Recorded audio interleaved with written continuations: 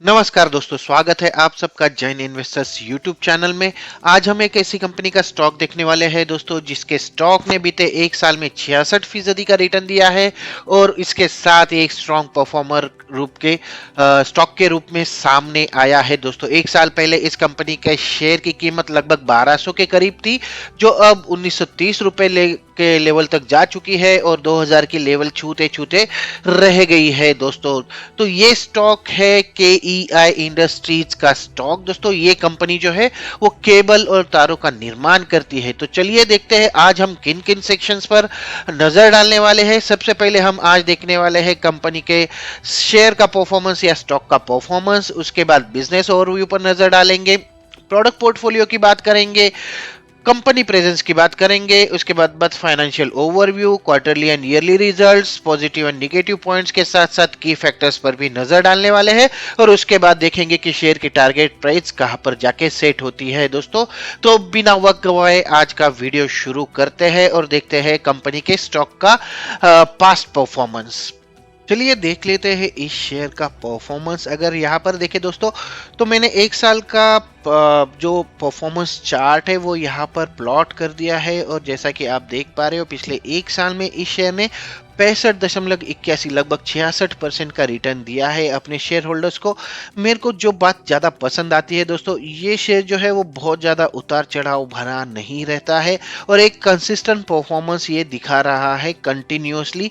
चाहे वो एक साल के लिए आप इसका ग्राफ प्लॉट करें, 5 साल के लिए करें या 6 महीने के लिए करें, तो ये एक हमेशा एक लेवल अपनी मेंटेन करते हुए चलता है, जो कि काफ़ी अच्छा रहता है ऐसे शेयर्स के बारे में।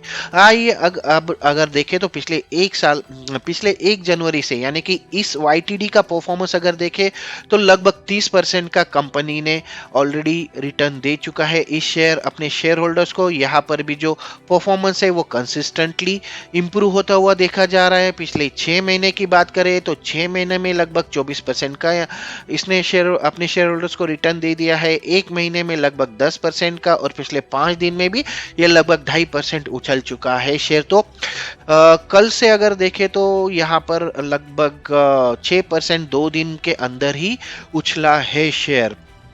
काफी अच्छा परफॉर्मेंस यहाँ पर देखा जा रहा है। इसके साथ साथ अगर कोरोना के बाद की बात करें तो यहाँ पर कहीं कोरोना की वक्त ये लगभग 250 की लेवल के आसपास आ चुका था दोस्तों। और तब से अगर देखें तो तब से 656 यानी कि 7 गुना से भी ज्यादा कर चुका है अपने शेयर होल्डर्स के अमाउंट को और पिछले 5 सालों में भी लगभग 340% का रिटर्न दिया है इस शेयर ने। देखेंगे कंपनी का बिजनेस ओवरव्यू दोस्तों। KEI इंडस्ट्रीज जो है इसकी स्थापना 1968 में की गई थी। कृष्णा इलेक्ट्रिकल इंडस्ट्रीज इसका फुल फॉर्म है और ये एक साझेदारी फर्म के रूप में स्थापना हुई थी दोस्तों।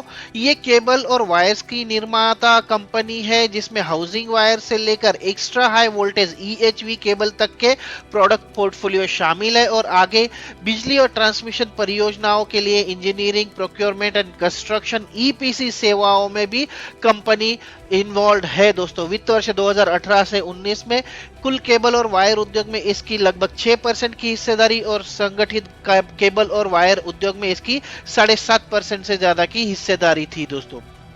अगर देखें तो कंपनी के की मैट्रिक्स पर नजर डालें तो 1800 से ज्यादा कंपनी के एम्प्लॉइज है, 2000 से ज्यादा इंस्टीट्यूशनल कस्टमर्स है, 5 मैन्युफैक्चरिंग प्लांट्स है, 1800 से ज्यादा डीलर्स एंड डिस्ट्रीब्यूटर्स है और 2350 करोड़ रुपए के से ज्यादा के ऑर्डर बुक है। अगर एग्जैक्ट नंबर बताऊं तो इसमें 3000 से ज्यादा के ऑर्डर बुक ऑलरेडी अवेलेबल है दोस्तों।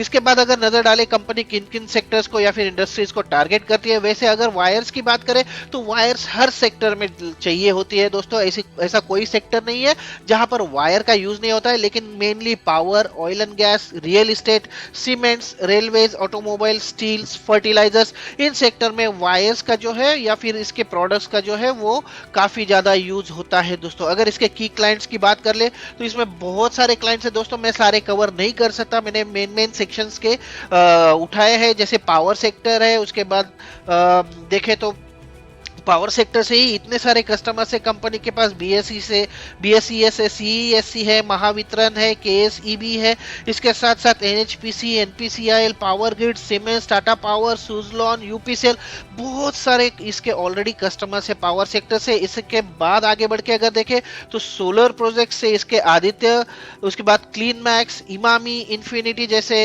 इसके कस्टमर्स है।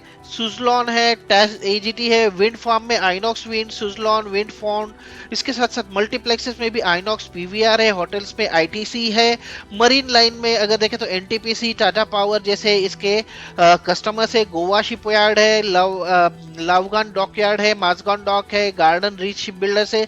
इसके साथ साथ और सेक्टर्स देखें तो EPC, telecom, steel, petrochemical, pharma, उसके साथ साथ IT sector, software parks, banks, ऐसे काफी सारे इसके सेक्टर्स ऑलरेडी यहाँ पर है दोस्तों। आप अगर देखें तो यहाँ पर काफी शानदार एक पोर्टफोलियो बनता हुआ नजर आ रहा है दोस्तों। इसके बाद इसके मेन प्रोडक्ट्स की बात अगर कर ले तो मेन प्रोडक्ट्स में देखिए दोस्तों, जो इसके प्रोडक्ट सेगमेंट्स है उसकी पहले बात करेंगे। ये तारों और केबल्स के लिए वन स्टॉप सॉल्यूशन प्रोवाइडर है।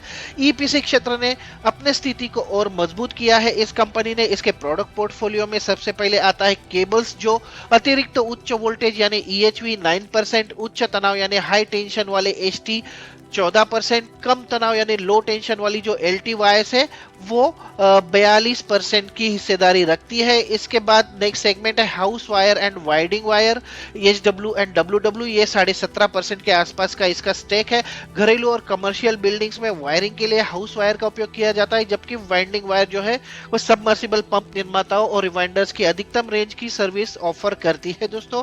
तीसरा सेक्टर है स्टेनलेस स्टील वायर्स का, एसएसडब्ल्यू का, जो 2.8% की हिस्सेदारी रखता है और वाइड रेंज ऑफ एप्लीकेशंस में इसका यूज होता है, जैसे कि welding wire, hard stainless steel wire आदि को यहाँ पर कवर किया जा सकता है दोस्तों। और अंतिम इसका सेगमेंट है ईपीसी व्यवसाय, जैसा मैंने बताया कि लाइक प्रोक्योरमेंट एंड कंस्ट्रक्शन, यहाँ पर 16% का हिस्सेदारी है कंपनी की। ये बड़ी बिजली और संबंध क्षेत्र की प्रोजेक्ट्स के लिए टर्न की सॉल्यूशंस प्रोवाइड करता है। ये इकोनॉमिक ऑफ स्केल का फायदा उठाने के लिए महत्वपूर्ण केबलिंग आवश्यकताओं वाली प्रोजेक्ट्स पर अपना ध्यान केंद्रित करता है। इसके साथ साथ इसके दो सेगमेंट और है, जैसे रिटेल सेगमेंट से कंपनी का 29% का रेवेन्यू जनरेट होता है और इस सेगमेंट में हाउस वायर, वाइंडिंग और flexible wire, LT power cable और एचटी केबल शामिल है। और सेकंड सेगमेंट है इंस्टीट्यूशनल सेगमेंट, जहां से 53% का ईएचवी केबल, एचटी और एलटी पावर केबल, टर्न की प्रोजेक्ट और स्टेनलेस स्टील के माध्यम से इसका रेवेन्यू जनरेट होता है दोस्तों। इसके साथ साथ अगर प्रोडक्ट पोर्टफोलियो की बात करें तो प्रोडक्ट पोर्टफोलियो में देखिए EHV cables, HT cables, LT cables, control cables, SS wires, solar cables, offshore cables, instrumentation, winding wires, house wires, flexible wires, rubber cables, बहुत सारे प्रोडक्ट्स ऑलरेडी इसमें है दोस्तों। इसके साथ साथ कंपनी के मैन्युफैक्चरिंग यूनिट्स की बात कर ले तो 5 जगह पर कंपनी के मैन्युफैक्चरिंग फैसिलिटीज है और इनके माध्यम से कंपनी ऑपरेट करती है। अगर देखें तो चौपांकी में है, भिवड़ी में है, पथेड़ी में है, ये सारे के सारे राजस्थान में स्थित है। और फिर महाराष्ट्र में राखोली और चिंचपाड़ा में जो सिलवासा में है, यहाँ पर कंपनी के जो है वो मैन्युफैक्चरिंग यूनिट्स अवेलेबल है। इसके साथ साथ इसके डिस्ट्रीब्यूशन नेटवर्क की बात करें तो बहुत ज्यादा फैला हुआ डिस्ट्रीब्यूशन नेटवर्क है इस कंपनी का। इस कंपनी के 5000 से ज्यादा चैनल पार्टनर, 38 से ज्यादा ब्रांच ऑफिसेस, 22 से ज्यादा डेपो और 21 वेयर हाउसेस है। इसके रिटेल सेगमेंट में पूरे भारत में 1800 से ज्यादा डिस्ट्रीब्यूटर पार्टनर्स है। अगर देखें तो नॉर्थ में इसके डीलर्स या डिस्ट्रीब्यूटर्स 575, साउथ में 335, ईस्ट में 437 और वेस्ट में 458 डीलर्स या डिस्ट्रीब्यूटर्स है। और साथ ही अगर मार्केटिंग ऑफिसर्स की बात करें तो नॉर्थ में 9, साउथ में 7, ईस्ट में 6 और वेस्ट में 14 ऑफिसेस कंपनी के ऑलरेडी अवेलेबल है। इसके साथ साथ कंपनी का ग्लोबल प्रेजेंस अगर बात करें तो 45 से ज्यादा देशों में इस कंपनी की उपस्थिति है दोस्तों। और ये विदेशी ग्राहकों को ईएचवी, एमवी और एलवी केबल का एक्सपोर्ट करती है। अगर नाम लेकर देखा जाए तो ज्यादा अफ्रीका और यूरोप में काफी ज्यादा प्रेजेंस है इसका, एशिया में तो है ही है। और इसके साथ साथ ऑस्ट्रेलिया जैसे कॉन्टिनेंट में भी ये अवेलेबल है, इसकी पहुंच है दोस्तों। वेस्ट इंडीज, पनामा, यहाँ पर भी ये कंपनी अपनी पहुंच रखती है। मेन अगर मार्केट देखें तो फ्रांस, यूके, जर्मनी, इटली, इसके साथ साथ अल्जीरिया, घाना है, Mozambique, Mauritius, south Africa, Namibia जैसी कंट्रीज है, इजिप्ट जैसी कंट्रीज जो इसके क्लाइंट लिस्ट में शामिल है या फिर इसके पहुंच में है। बहरीन, कुवैत, ईरान, कतार, यूएई जो मिडल ईस्ट के जो कंट्रीज है वहां पर भी इसकी पहुंच है। और इसके साथ साथ भारत के अलावा Sri Lanka, Maldives, Bangladesh, Malaysia, Nepal, Vietnam, Singapore जैसी एशियन कंट्रीज, कोरिया, जापान जैसी, फिलीपीन जैसी एशियन कंट्रीज भी इसके पहुंच के अंडर है दोस्तों। आइए आगे बढ़ते हैं और आगे बढ़ते कंपनी के फाइनेंशियल इंफॉर्मेशन पर नजर डालते हैं। लेकिन दोस्तों, अभी तक दी हुई मेरी जानकारी से अगर आप खुश हैं तो मेरे वीडियो को लाइक जरूर कीजिए, और अगर आप मेरे चैनल पर नए हैं तो इसे लाइक जरूर कर दीजिए, क्योंकि ऐसी ही नई नई जानकारी मैं आपके साथ शेयर करने वाला हूं जो आपकी हेल्प कर सकती है आगे की स्ट्रेटेजी डिसाइड करने में। दोस्तों आइए आगे बढ़ते हैं। तो सबसे पहले कंपनी का मार्केट कैपिटलाइजेशन जो है दोस्तों, कंपनी का मार्केट कैपिटलाइजेशन 17,468 करोड़ रुपए का है। आज की क्लोजिंग प्राइस लगभग 1937 के आसपास है। 52 वीक का हाई लेवल जो है 1998 रुपए जो इसने आज ही छुआ है, और 1040 रुपए इसका 52 वीक का लो है। स्टॉक का पी जो है वो 36.7 का है। इंडस्ट्री पी 22.4 का है। तो थोड़ा सा अपर साइड में स्टॉक का पी जाता हुआ हमें यहाँ पर दिखाई दे रहा है। कंपनी के स्टॉक की बुक वैल्यू है 287 रुपए। डिविडेंड यील्ड है 0.16% की। आरओसी देखिए 25.8% का आरओसी और 20% से ज्यादा का आरओई इसे एक अच्छा स्टॉक बना रहे हैं। फेस वैल्यू जो है वो 2 रुपए की है। इसके साथ साथ ईपीएस लगभग 53 की लेवल छूता हुआ, और पिछले एक साल का प्रॉफिट ग्रोथ लगभग 27% का रहा है। दोस्तों सेल्स ग्रोथ की बात करें तो 20.7% का इसमें सेल्स ग्रोथ देखा गया है। पिछले 5 सालों का प्रॉफिट और सेल्स ग्रोथ के जो नंबर्स है वो कंसिस्टेंट है और काफी अच्छे यहाँ पर माने जाएंगे। दोस्तों आगे देखेंगे कंपनी पर डेट जो है, लोन जो है, कर्जा जो है 162 करोड़ रुपए का है। तो इतनी बड़ी कंपनी पर ज्यादा कर्जा है नहीं। करंट एसेट जो है 3,161 करोड़, और डेट टू इक्विटी रेशियो जो है 0.06 का बन रहा है। डेटर डेज अगर देखें तो पिछली बार जो वीडियो मैंने बनाया था तब इनके लगभग 90 के ऊपर डेटर डेज थे, तो वहां से यहाँ पर कमी देखी गई है। इसके साथ साथ फाइनेंशियल हेल्थ वाला प्योर ट्रस्ट की स्कोर 7 का बन रहा है, जी फैक्टर 4 का, और ग्राहम नंबर जो बन रहा है वो 585 का बन रहा है। दोस्तों आगे बढ़ेंगे, आगे बढ़ के कंपनी के क्वार्टरली रिजल्ट्स पर नजर डालेंगे। दोस्तों Q4 के रिजल्ट्स जो है कंपनी ने Q4 2023 के वो अनाउंस कर दिए हैं। मार्च 2023 की तिमाही के आंकड़े यहाँ पर आ चुके हैं। अगर देखें तो Q4 2022 के मुकाबले जहां पर 1792 करोड़ रुपए का इसका रेवेन्यू रहा था, उसके मुकाबले ये बन गया है 1955 करोड़ रुपए। इसमें लगभग 9.06% की ईयर ऑन ईयर बेसिस पर बढ़ोतरी देखी गई है। और Q3 पिछले तिमाही के मुकाबले अगर देखें तो इसमें 9.54% की क्वार्टर ऑन क्वार्टर बेसिस पर बढ़ोतरी देखी गई है Q4 FY 2023 के आंकड़ों में। EBITDA की बात करें तो EBITDA में काफी अच्छा उछाल देखा गया है पिछले एक साल में, यानी कि ईयर ऑन ईयर बेसिस पर ये 180 की लेवल से बढ़कर 209 करोड़ रुपए की लेवल पर जा चुका है, और इसमें 16.23% की ईयर ऑन ईयर पर बेसिस पर बढ़ोतरी देखी गई है, और क्वार्टर ऑन क्वार्टर बेसिस पर 6.60% की बढ़ोतरी के साथ 196 की लेवल से ये 209 की लेवल तक आ चुका है। अगर पैट प्रॉफिट आफ्टर टैक्स की बात करें इस क्वार्टर की तो 116 करोड़ रुपए कंपनी का प्रॉफिट था Q4 FY 2022 में, पिछले साल के सेम तिमाही में, जो अब हो चुका है 138 करोड़ रुपए। तो ईयर ऑन ईयर बेसिस पर इसमें 20% के करीब की बढ़ोतरी देखी गई है, और पिछली तिमाही में इसमें 129 करोड़ के मुकाबले ये 7.38% बढ़ा है क्वार्टर ऑन क्वार्टर बेसिस पर। इसके साथ साथ EBITDA मार्जिन की बात करें तो लगातार EBITDA मार्जिन में बढ़ोतरी यहाँ पर देखी जा रही है। दोस्तों पिछली तिमाही के मुकाबले इसमें थोड़ी सी कमी जरूर आई है, लेकिन ईयर ऑन ईयर बेसिस पर ये बढ़ोतरी दर्ज करने में सफल रहा है। यही हाल है प्रॉफिट आफ्टर टैक्स का। अगर देखें तो ईयर ऑन ईयर बेसिस पर इसमें बढ़ोतरी देखी गई है, पिछली तिमाही के मुकाबले थोड़ी सी कमी जरूर देखी गई है प्रॉफिट मार्जिन में। आगे बढ़ेंगे, आगे बढ़ के कंपनी के ईयरली रिजल्ट्स की बात करेंगे। दोस्तों अगर देखें तो FY 2022 में, पिछले साल में, कंपनी का टोटल रेवेन्यू 5,727 करोड़ रुपए रहा था, जिसमें 20.7% की बढ़ोतरी देखी गई 70% की, और ये 6,912 करोड़ रुपए रहा है FY 2023 में। इसके बाद अगर EBITDA की बात करें तो 604 करोड़ रुपए कंपनी का EBITDA था, जो हो चुका है 734 करोड़, और ईयर ऑन ईयर बेसिस पे इसमें लगभग 21 21% की बढ़ोतरी देखी गई है। EBITDA मार्जिन में भी 10.54 से बढ़कर ये हो गया है 10.62%। और प्रॉफिट आफ्टर टैक्स की बात करें तो 376 करोड़ रुपए से बढ़कर ये हो गया 477 करोड़, जिसमें लगभग 27% की ईयर ऑन ईयर बेसिस पर बढ़ोतरी देखी गई है। प्रॉफिट मार्जिन में भी 6.57% से बढ़कर ये हो गया है 6.91%।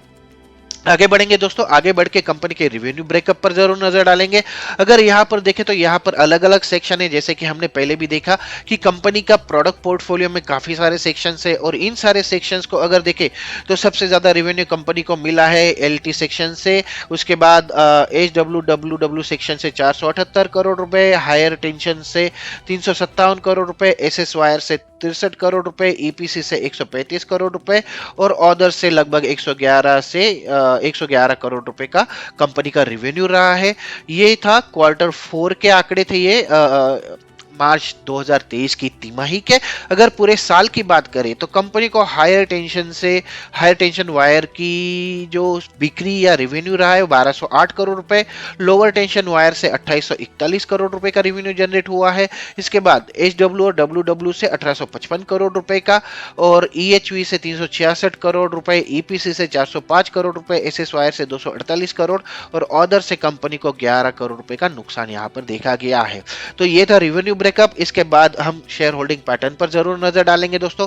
अगर यहां पर देखें तो शेयर होल्डिंग पैटर्न काफी इंटरेस्टिंग यहां पर नजर आ रहा है दोस्तों। प्रोमोटर्स की होल्डिंग अगर देखें तो पिछले एक साल के दौरान प्रमोटर्स की होल्डिंग थोड़ी सी कम होती हुई देखी गई है, लेकिन अगर देखें तो पिछले एक साल में मार्च 2022 के मुकाबले अगर देखें तो फॉरेन इन्वेस्टर्स की जो होल्डिंग है वो 2% से ज्यादा से बढ़ी है दोस्तों। डोमेस्टिक इन्वेस्टर्स भी काफी इंटरेस्टेड है इसमें, हालांकि थोड़ी सी कमी जरूर आई है 1% की इसमें, लेकिन फिर भी लगभग 19.5% का स्टेक रखते हैं डोमेस्टिक इन्वेस्टर्स। और इसके बाद पब्लिक की बात करें तो लगभग 16% का पब्लिक का हिस्सा है कंपनी के शेयर्स में। ये आंकड़े हैं 31 मार्च 2023 के, तो लेटेस्ट आंकड़े यहां पर मैं आपको बता रहा हूं दोस्तों। इसके बाद आइए आगे बढ़ेंगे, आगे बढ़ के कंपनी के पॉजिटिव पॉइंट्स पर जरूर नजर डालेंगे दोस्तों। अगर सबसे पहला पॉइंट देखें तो कंपनी ने अपने ऊपर जो कर्जा है उसमें कमी की है, कंपनी लगभग कर्ज मुक्त होने की कगार पर है दोस्तों। इसके बाद अगला पॉजिटिव पॉइंट अगर देखें तो कंपनी को अच्छी तिमाही देने की उम्मीदें आनी, ये जो तिमाही के आंकड़े आए हैं दोस्तों काफी अच्छे आए हैं, और ऐसी उम्मीद कंपनी से जताई जा रही थी। इसके बाद तीसरा पॉजिटिव पॉइंट, पिछले 5 वर्षों की कंपनी की जो लाभ वृद्धि रही है यानी कि प्रॉफिट ग्रोथ रही है, वो मैंने पहले भी हाईलाइट किया कि 27% की सीएजीआर से बढ़ी है, जो काफी अच्छा नंबर है दोस्तों। हाँ, स्पेशली जो महामारी आई थी उसके दौरान जो भी प्रॉब्लम्स आए थे कंपनी के, वहां से ये उबर चुकी है ऐसा कहा जा सकता है। इसके बाद अगला पॉजिटिव पॉइंट अगर देखें तो कंपनी के देनदार दिन यानी कि डेटर डे, जो मैंने पहले भी हाईलाइट किया था, पिछली तिमाही में लगभग 93 दिन थे, वहां से घटकर ये 73 दिन हो गए दोस्तों। तो ये भी एक पॉजिटिव संकेत यहाँ पर हमें मिल रहा है। इसके साथ साथ निगेटिव पॉइंट्स की अगर बात करें दोस्तों तो कंपनी का निगेटिव पॉइंट भी है, पिछले 3 सालों में प्रमोटर की होल्डिंग जो है उसमें कमी देखी गई है। 3.29% की कमी यहाँ पर पिछले 3 सालों में प्रमोटर की होल्डिंग्स में देखी गई है दोस्तों।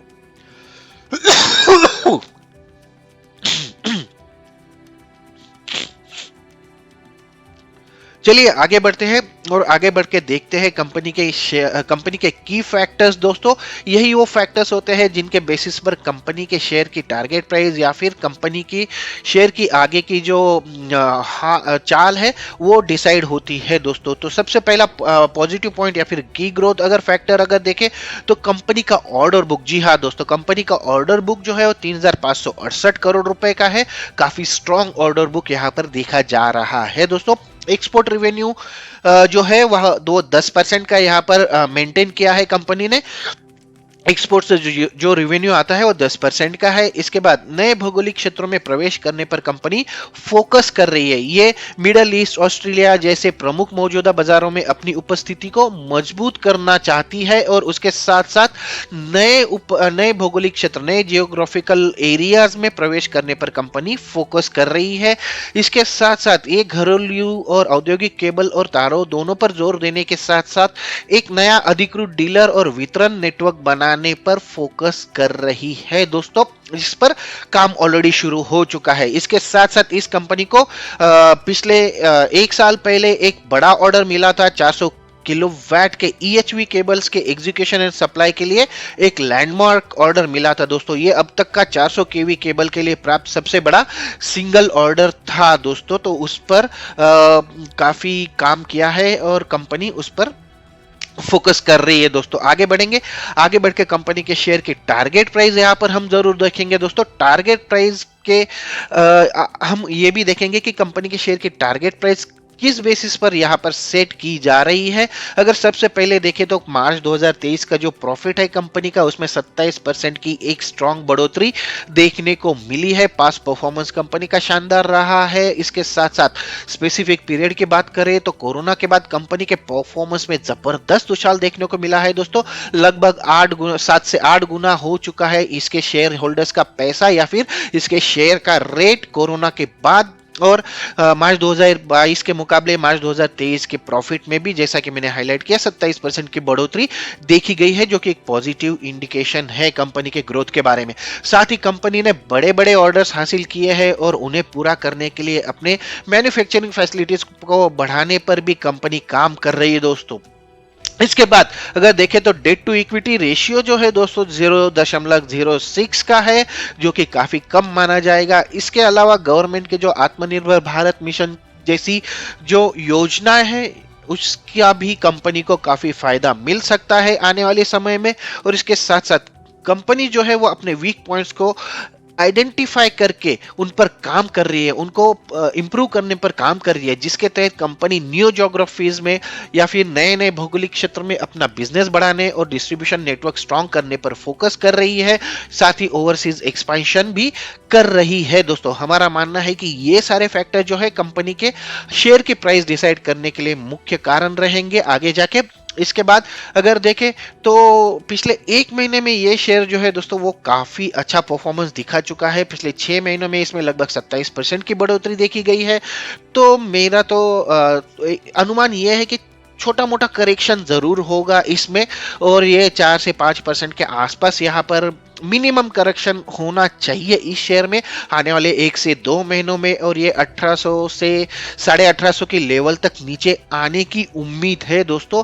और अगर वहां पर आता है तो वहां पर आप एक अच्छा वहां पर आप इसमें एंट्री कर सकते हैं, वहां पर एक पोजीशन ले सकते हैं। ओवरऑल दमदार outlook, strong performance, aggressive future plans, overall environment advantage और बीते कुछ सालों में इतने शानदार रिटर्न के बाद इस कंपनी के शेयर पर बुलिश सेंटिमेंट जारी रहने की उम्मीद है। जिस तरह से इसने कंसिस्टेंट परफॉर्मेंस दिखाया है वैसा ही ये जारी रह सकता है दोस्तों। अगले कुछ महीनों में ये शेयर अपनी ऑल टाइम हाई लेवल जो इसने आज ही छुई है उसको पीछे छोड़ सकता है और 2300 से 2400 की लेवल छू सकता है, ऐसा मेरा अनुमान है दोस्तों। लेकिन मैंने पहले भी बताया कि थोड़ा छोटा मोटा करेक्शन इसमें होने की मुझे उम्मीद है दोस्तों। तो दोस्तों आज हमने देखा कंपनी के बिजनेस के बारे में, कंपनी के पास परफॉर्मेंस के बारे में, फाइनेंशियल्स के बारे में और कंपनी के स्ट्रॉन्ग पॉइंट्स और वीक के पॉइंट्स के बारे में भी बात की। आशा करता हूं कि मेरा ये वीडियो आपको हेल्प करेगा, आपको पसंद आएगा और आपकी हेल्प करेगा आगे की स्ट्रेटेजी डिसाइड करने में। अगर आपको वीडियो पसंद आए तो इसे लाइक जरूर कर दीजिए और अगर मेरे चैनल पर नए हैं तो इसे सब्सक्राइब जरूर कर लीजिए दोस्तों। इसी आशा के साथ कि ये वीडियो आपको हेल्प करेगा मैं आज का वीडियो यही समाप्त करता हूँ। मिलते हैं अगले वीडियो में एक नए शेयर के साथ, एक नई जानकारी के साथ। तब तक के लिए नमस्कार दोस्तों।